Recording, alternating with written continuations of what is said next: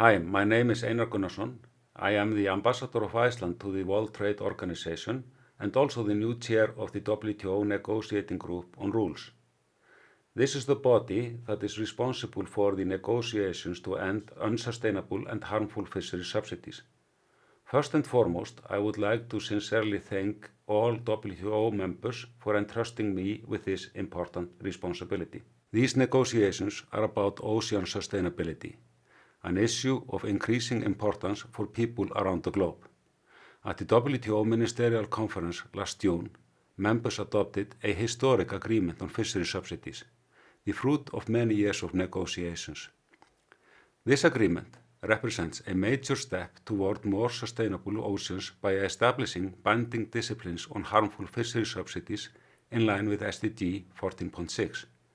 To reap the potential benefits of the agreement, members must now prioritize ratification through their domestic processes. I'm happy to announce that 2 members, Switzerland and Singapore, have already ratified, and many more members are working hard to do so. Members have also established a fish fund to support developing and least developed members in implementing their obligations. Japan just made first contribution, and others have pledged as well. While the agreement last June was historic, some negotiating topics were not able to be agreed at that time. So WTO members are now intensively engaging in the negotiating group on a second wave of negotiations to establish additional fishery subsidies disciplines on those unresolved issues. Members set a deadline for completing the second wave next February at the WTO's 13th Ministerial Conference. I'm very much aware that the world is counting on us to deliver. To this end, earlier this month, I consulted with members on the basis for starting this new phase of work and on how best to organize the discussions going forward. Today, I shared my takeaways with the whole negotiating group. First, I was very much encouraged by the positive tone of the discussions, with all delegations indicating a strong commitment to meet our mandate.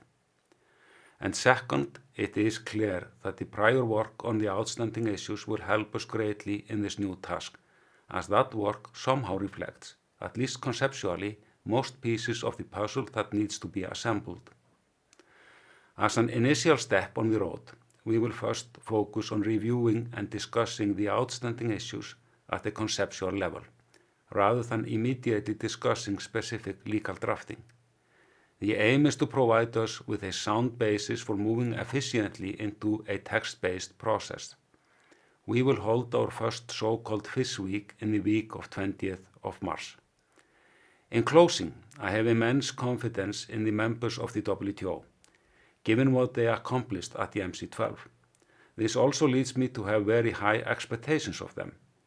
Working together in the negotiating group on rules, I am convinced that we will be able to fulfill the mandate set by our ministers.